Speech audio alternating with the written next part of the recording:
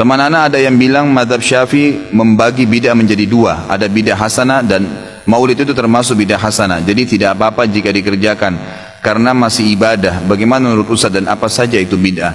Bid'ah itu kan Nabi jelasin dalam hadis yang jelas. Kata Nabi SAW yang jelas hadisnya, kullu bid'atin dhalalah wa kullu finnar, gitu kan. Kata Nabi SAW semua bid'ah itu akan membawa pada kesesatan dan kesesatan akan membawa ke dalam api neraka. Berapa banyak subhanallah orang-orang yang melakukan maulid Nabi SAW, gitu kan, katanya bentuk cinta dengan Nabi SAW. Coba lihat kehidupan sehari-hari, jalani nggak sunnah Nabi SAW.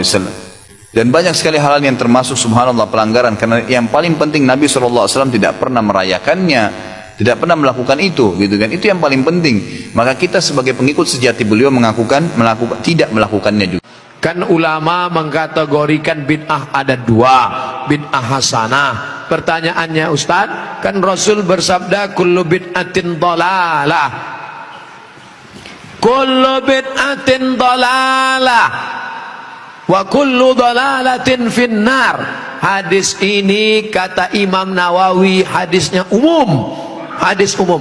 Tolong belikan saya ayam, tolong belikan saya ayam.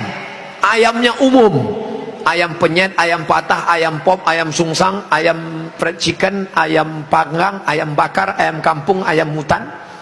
Ayam apa? Setelah di jalan dia bingung, ini ayam apa? Nelpon sekali lagi, ayam apa? Ayam pop.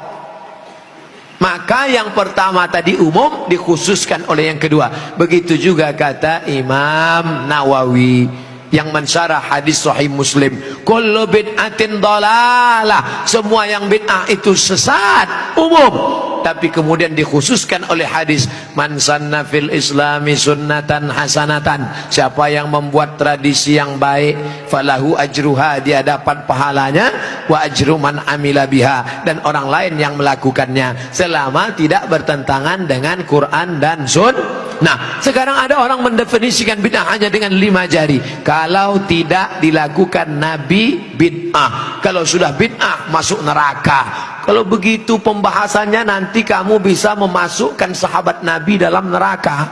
Contohnya, ada sahabat Nabi yang sholat dari Isya sampai subuh ayatnya kul huwallah, wal maghdubi alaihim waladdallin, amin. Kul huwallahu ahad, Allahu samad. Rakaat kedua kul huwallahu ahad, Allahu samad. Rakaat berikutnya kul huwallahu ahad, Allahu samad. Rakaat berikutnya kul huwallah. Itu pernah enggak dibuat Nabi?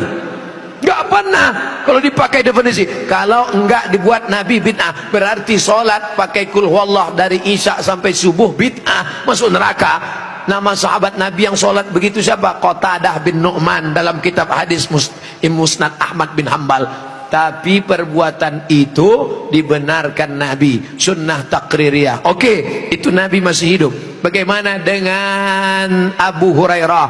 Abu Hurairah sebelum tidur malam menyimpul tali 2000 simpul tali dipakai bertasbih sebelum tidur malam. Subhanallah, subhanallah, subhanallah, subhanallah, subhanallah. Ada diajarkan Nabi, hai orang-orang beriman, sebelum kau tidur malam ambil tali jemuran, buat 2000 simpul, sebelum tidur petik 2000. Ada?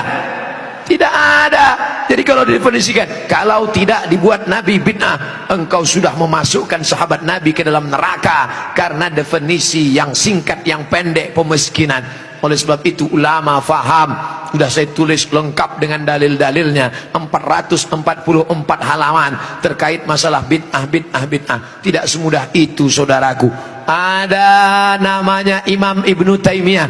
Imam Ibnu Taimiyah kalau selesai sholat subuh, dia tidak keluar masjid, dia melihat ke atas, membaca Al-Fatihah sampai terbit matahari. Bismillahirrahmanirrahim, alhamdulillah rabbil alamin, arrahmanirrahim, maliki yaumiddin, iyyaka na'budu wa iyyaka nasta'in, sampai terbit matahari. Itu tidak pernah dilakukan Nabi. Kalau dipakai definisi, kalau tidak dilakukan Nabi bid'ah, berarti Ibnu Taimiyah sudah membuat bid'ah karena membaca Al-Fatihah dari sejak sholat subuh sampai terbit matahari.